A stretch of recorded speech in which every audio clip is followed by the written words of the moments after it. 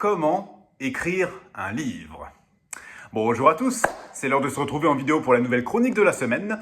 Et cette semaine, je vais répondre à une question qu'on me pose régulièrement avec des grands yeux impressionnés, à savoir « Comment fais-tu pour écrire tout un livre ?»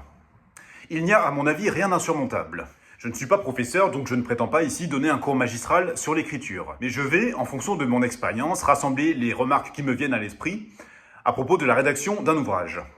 Alors, premier élément, pour écrire un livre, il faut tout simplement en avoir envie. Ayez l'inspiration. Le lecteur le ressentira si le récit est écrit sans enthousiasme et sans passion. Deuxième élément, être libre. À mon sens, on est moins à l'aise si on écrit sous contrainte. Quand j'ai écrit mes récits, je ne me disais pas « Oh là là, je suis en train d'écrire un livre ». Non, j'écrivais tout simplement ce qui me faisait plaisir sans me poser de questions.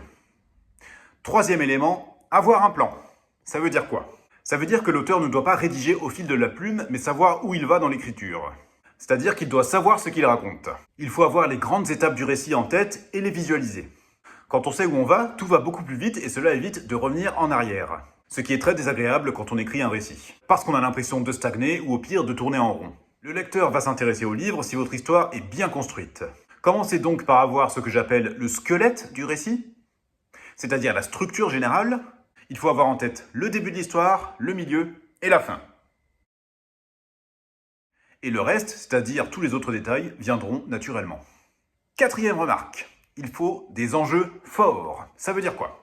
C'est-à-dire qu'il faut se poser les questions suivantes. À quels problèmes sont confrontés vos personnages ? Comment peuvent-ils le résoudre ? Qu'est-ce que ce problème va changer à leur vie ?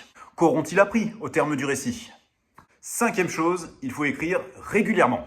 Il faut se fixer des limites dans le temps. Vous aurez du mal à vous replonger dans un récit que vous aurez délaissé depuis plusieurs mois. Sixième chose, il faut bien définir ses personnages. Les protagonistes que l'auteur met en scène doivent être clairement identifiés, aussi bien physiquement que mentalement. Chaque personnage doit être vivant et utile à l'histoire. Il ne faut pas hésiter à mettre en scène des personnages aux personnalités diamétralement opposées afin d'enrichir leurs interactions. C'est ce qui permettra au lecteur de s'attacher à eux et donc au livre. Septième élément. Pour écrire un livre, il faut aimer écrire bien sûr, mais aussi aimer lire. Il est important de se familiariser au monde du livre pour pouvoir en écrire un. Huitième élément. Il est très important de se faire relire. Il n'y a aucune honte à cela.